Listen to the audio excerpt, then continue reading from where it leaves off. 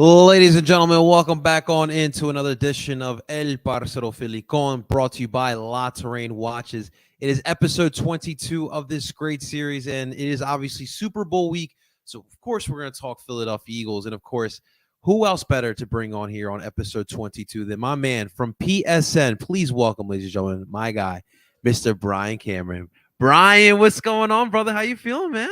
I'm doing well, man. I'm doing well. I mean, Super Bowl week. It doesn't get. I feel like that should be the end of the podcast right there. Just Super Bowl week. It is exciting, brother. No, I'm so glad to finally be back here, man. But first off, how you been, man? What's new with you? How's PSM been? How's life been treating you, brother? Hey, man, life is good. I can't complain. We've been doing well PSN wise. We have a bit of a new team. Brought back some old faces and Chris as well. Flipping the birds, we kind of built out the roster a little bit more strong suited. We have Zach and Eric on there. Of course, can't forget about Morgan.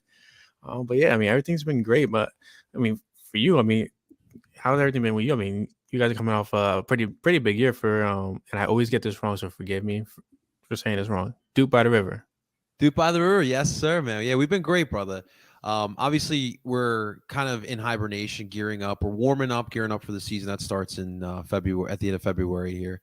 But now it's been great. We're excited for another season, and man, the grind of the sports media, especially when you're coming up in this path, man. It's never there's never a dull day, but dude, you remember why you do it, and we Yeah. love this team, and that's why we keep talking about it, man. But I love always chopping it up with you, Bryan, because you got great perspective, man. But I really wanted to ask you because listen, we're in a generation where we've been blessed, right? Like we've Mhm. been through Andy, Doug, even like Chip had had a year and a half that was fun. Mhm. Now we have Nick Sirianni, but now, like, what is the difference for you compared to your feeling heading into Super Sunday from 2017 to, or I guess 2018 till now? There's more of an emotional investment in this team now. 2017 was like, oh crap, like the number two pick is leading us to the Super Bowl midway through. Like Carson was slinging it, then the injury happens, Nick Foles comes in, and yeah, it was a Cinderella season, but there's just so much more tied to this team. Like you got to think about Jalen Hurts, second round pick, was not even considered one of the better quarterbacks in his own class. Was brought in to be Taysom Hill 2.0. Oh, sorry about that. Yeah, Time to brought write in that. to brought in to be Taysom Hill 2.0 or a featured Lamar Jackson. Ends up taking Carson Wentz's role. AJ Brown, disgruntled with the Titans. Gets traded to Philly. Devontae Smith, we jumped the Giants to get him. Like, there's so many wild storylines, and then on top of that, you have the head coach who was laughed off the podium, made fun of when he was somehow on the roots of this team and in the garden, and shoot, like this is it's weird. Like this is our team. Like it feels like that more than ever. I don't know if that you feel that way as well. It's funny because for me it's the Phil it's they're so Philadelphia in the sense that they are underdogs, but because of that they have become the best. And that's what we all wanted here in Philly. You talked about it, Jalen. We didn't expect him to be what he is as a second round pick. Even a guy like Miles Sanders has been kind of written off by certain people with the Mhm. injuries. AJ Brown, you talk about it. A lot of people. There was the debate, going into the season where he was in the place of all the wide receivers throughout the league. That was always hilarious. Devontae Smith, dude. The thing was, people forgot, like coming into the league, everyone was worried about that weight. It Yes. hasn't been a problem at all. And so when you see like everyone being down, like you talk about Jason Kelsey's Super Bowl speech, hungry dogs run faster, and the underdog mantra, the mask and all that. This is this team here, but it's like on steroids because they are really good. And it's to me, that's been the difference. And I agree with you.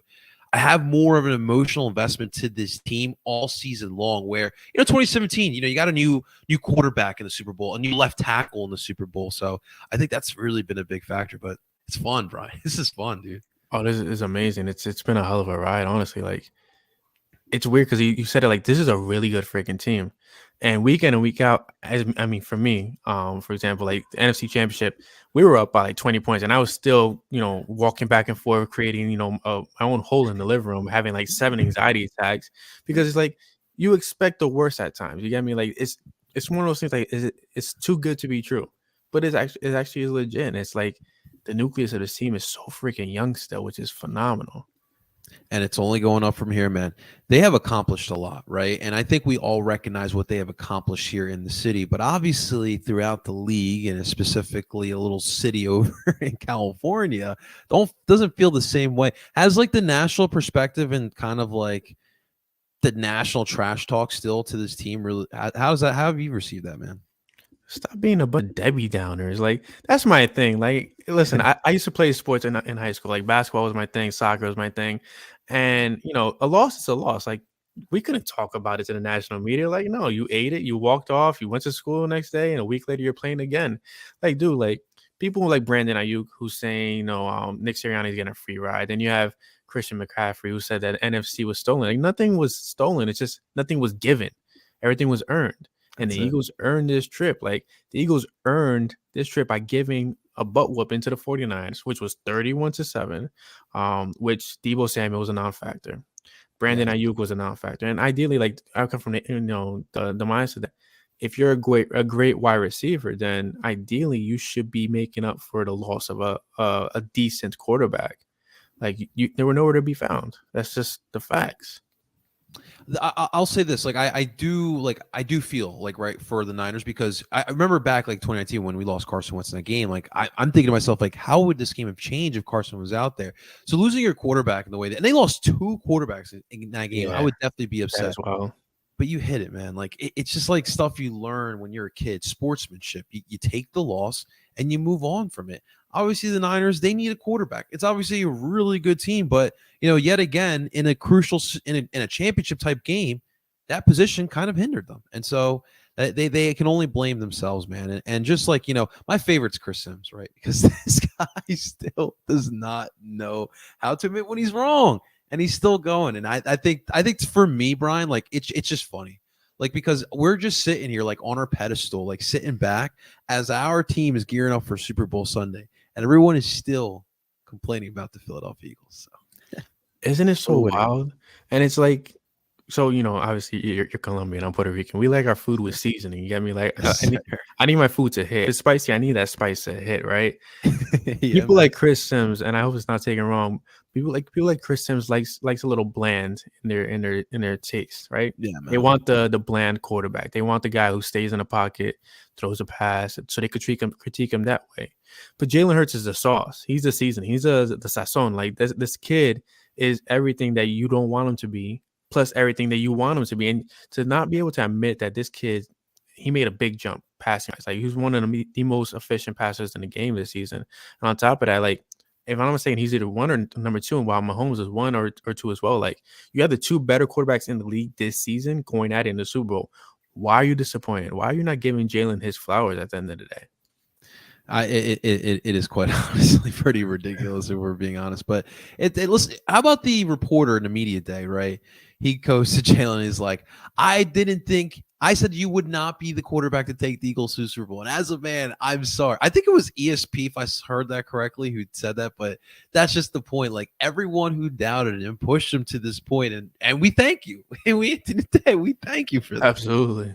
And Jalen's going to thank everybody when he gets that big payday. So Oh my God, that's going to be an interesting number for sure, man. But that we got to lock him in. You got to lock him in, especially with the season. Especially if we end Sunday with a win, that'll be big. But Bryan, I want to talk about Sunday because to me, everyone's talking about the storylines like the Kelsey Bowl and Reed Bowl and all that. That's all. Like I'm definitely invested in that as well. But Bryan, we got a really fun matchup here because these are honestly the two best teams left standing, and I think that Sunday is going to be like a competitive game. I don't think it's going to be like a 45-41 type of game. I don't think it's going to be that.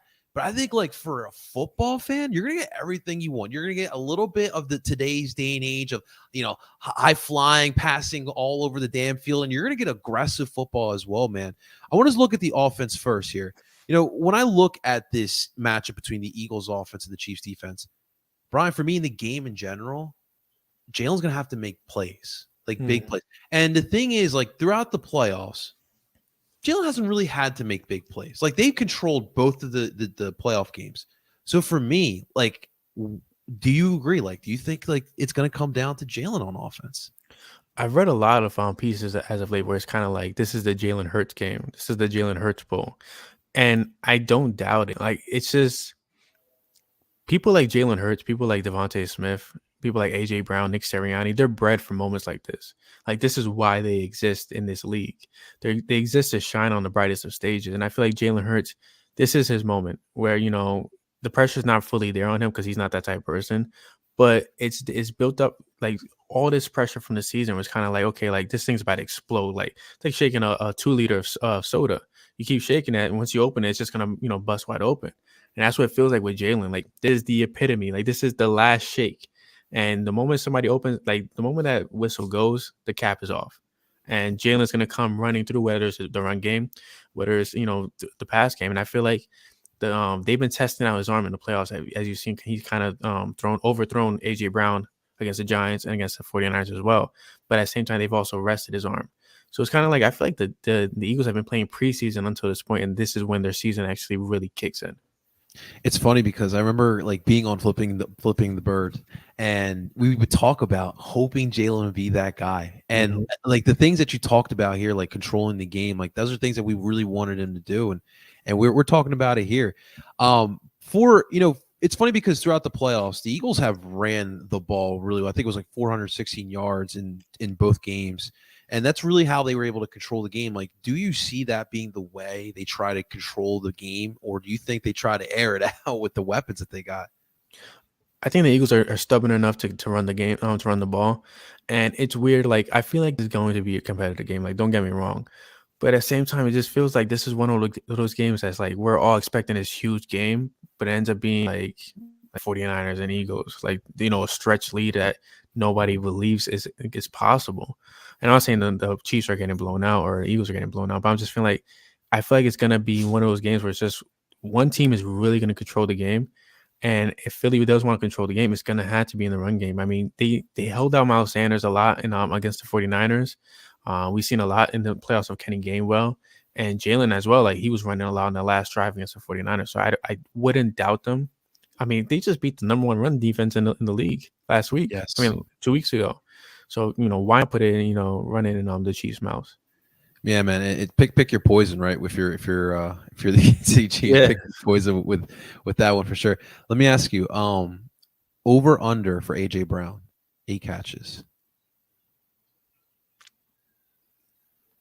I want to say over.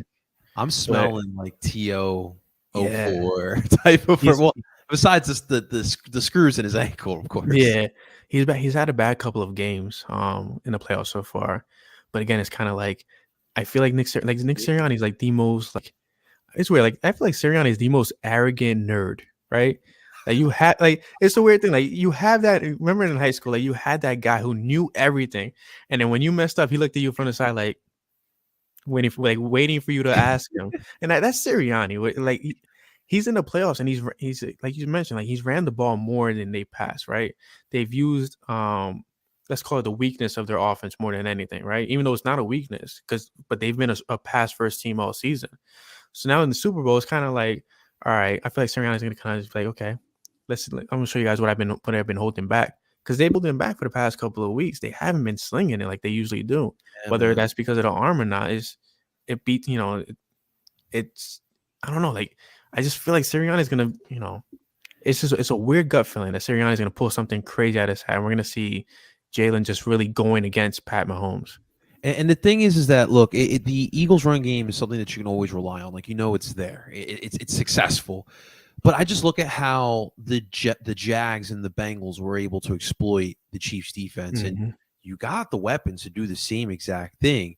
And that's absolutely something I think the Eagles should try to exploit early on. You need to pounce right off the bat, because the thing is, like, the Chiefs and the Eagles, obviously still have some players from that 2017 team, but this Chiefs team in general, like, this is their third Super Bowl in 4 years. So they have a little bit of that experience. They have a little bit of that moxie. So it's important to definitely start off quick here in that first quarter, especially for the Eagles offense, man. Yeah, absolutely. I completely agree with that.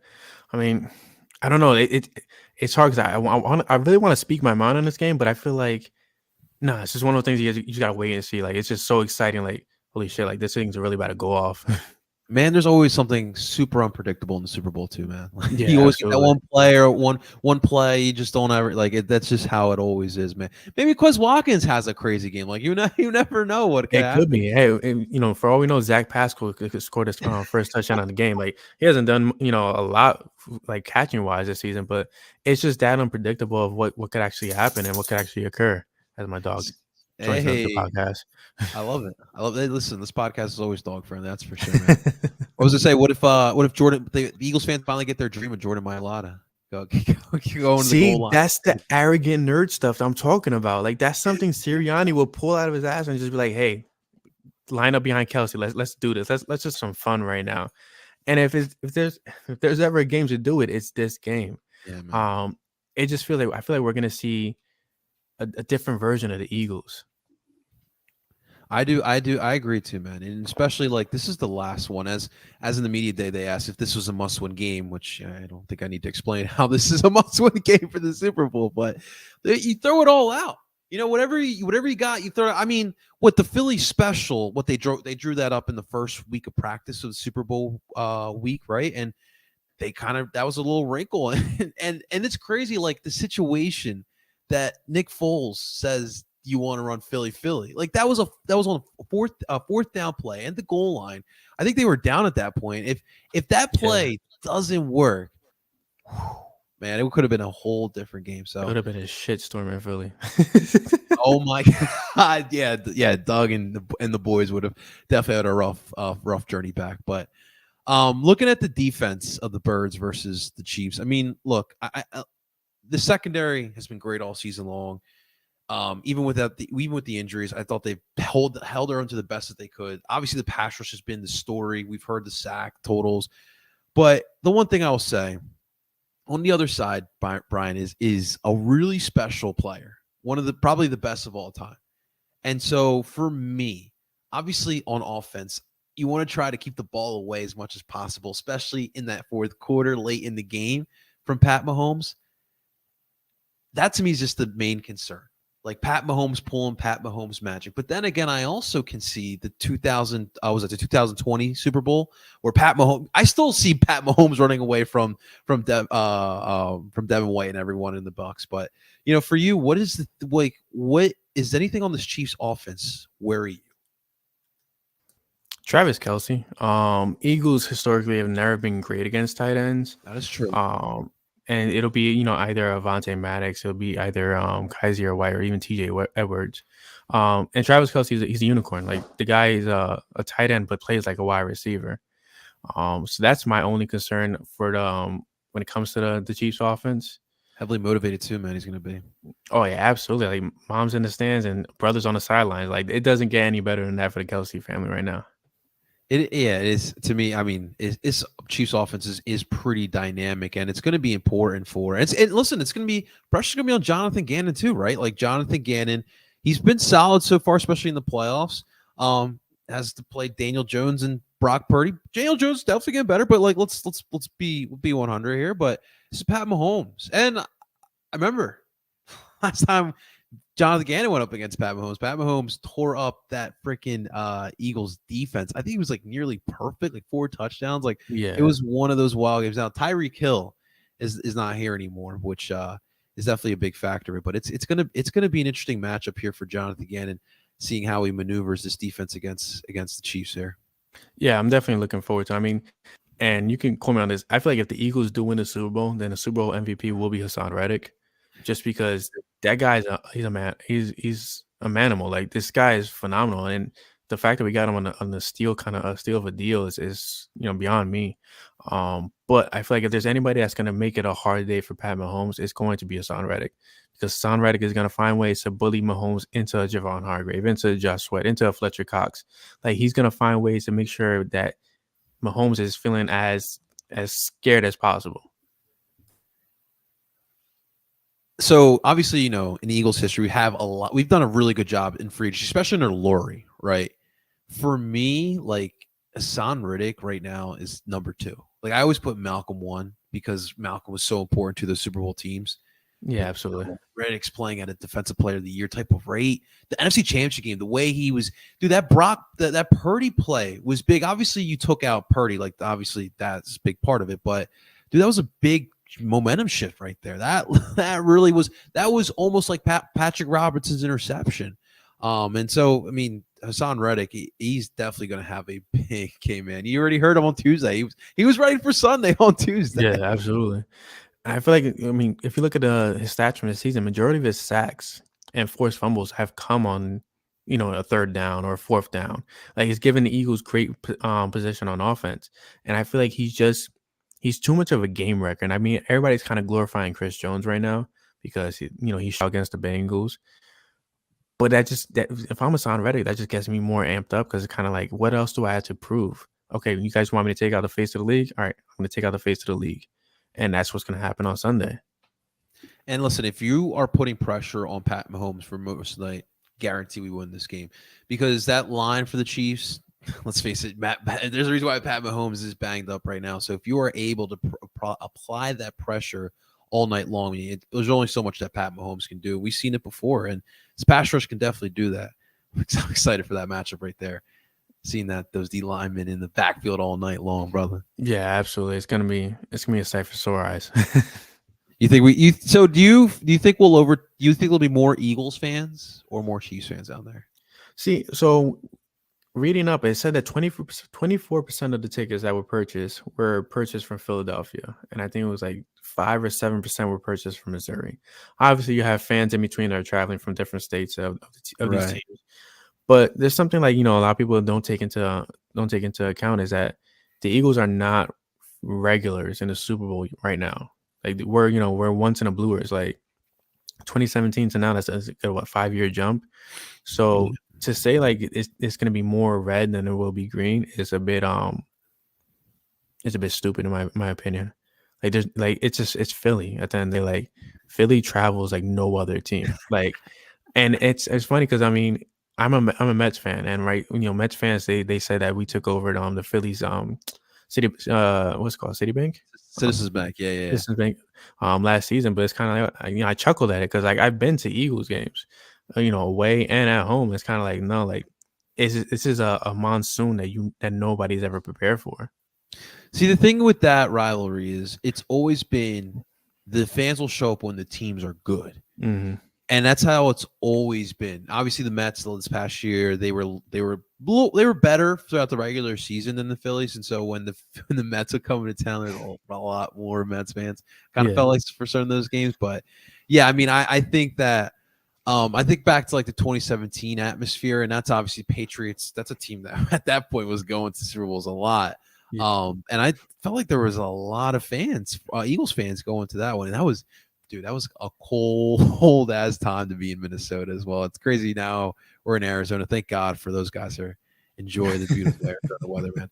And I'll tell you what, Bryan. Listen, I don't know where you're at in your venturing to these NFL stadiums. Arizona's pretty nice. I loved it. They have that little strip right outside, which I wonder how that's going to be. There's like bars and restaurants. There's retail shops in there as well. Boston's kind of got the similar thing, Gillette Stadium.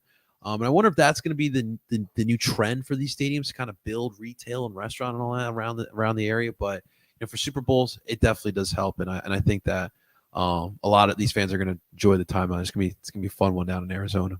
Yeah, I completely agree with that. I think from my stadium, so I've been to the Link, baseball wise, I've been to Yankee Stadium and Citi Field, but football wise, I hate to say it is, I've been to AT&T Stadium. And I feel like AT&T Stadium is a pretty dope setup of how they have things. So definitely one of the more beautiful stadiums I've seen. I mean, terrible team, but I don't know. Like I think I completely agree with that. I mean, with these teams hosting Super Bowls and more events outside of that, you're gonna see a lot more commercialized places. I don't know how much that will affect Philly just because of how Philly has their stadium set up, but they do have the casino next door. That is true, and that definitely has helped a lot, man. And honestly, Bryan, you know what I actually did like? I actually liked MetLife. I went for the Jets last year. Really? I actually did like MetLife. It was know. It's different. It's bigger. The stadium I do think is nice. I did not mind it. The obviously very modernized as well. I don't like Um, the outside. I feel like MetLife on the outside looks kind of like a trash can I see in the streets. And it's not even to be a joke. Like I well, mean, I always say this because we went for a work event, and a majority of my my peers are Giants fans, and I'm walking in, I'm like, okay, like I don't know, like it just doesn't hit me as like I feel like if it's gonna be a New York team stadium, it should feel like a New York team stadium, and I just feel like I want to throw like a rolled up napkin, just toss it well, right in the middle. they should be in New York. In all honesty, but Yeah, we're paying taxes for them. I know, and even it sucks for me because I'm in South. Like I'm like 10 minutes from Philly, so Mm, that's even worse. So like on my yeah, tax money's going up there. So for no that's just reason. for no reason. That and the American Dream Mall. Oh man, the American Dream Mall, the collapse of the malls is definitely killing me. But Brian, I wanted to ask you here. So this is always a tough question because it's our team in the Super Bowl. But if you could, in your best way, give us a prediction for Sunday. In my best way. So it's gonna be a battle, right? And I don't know if you remember this, the Chargers and Eagles game last season, where you saw Yes, Justin Herbert and Jalen Hurts go toe to toe. I feel like for most of the first half, that's how it's going to feel. May not be a lot of scoring in the first half, I think but it's rough. somehow, yeah, it was one of my favorite games of Jalen Hurts, like till this day. Um, but I feel like in the second half, like a team is going to find a way to gain the lead and build on that. And I feel like at the end of the day, like this score might end up being like 35-28 or maybe 35-24 in favor of Philly.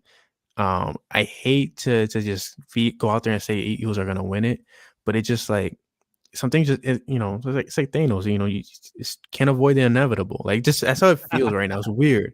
Like this team is like more than just a team of destiny. Like this team was built to win this year and win going forward. And I feel like this is the beginning of something that Eagles fan really gonna love for the next couple of years.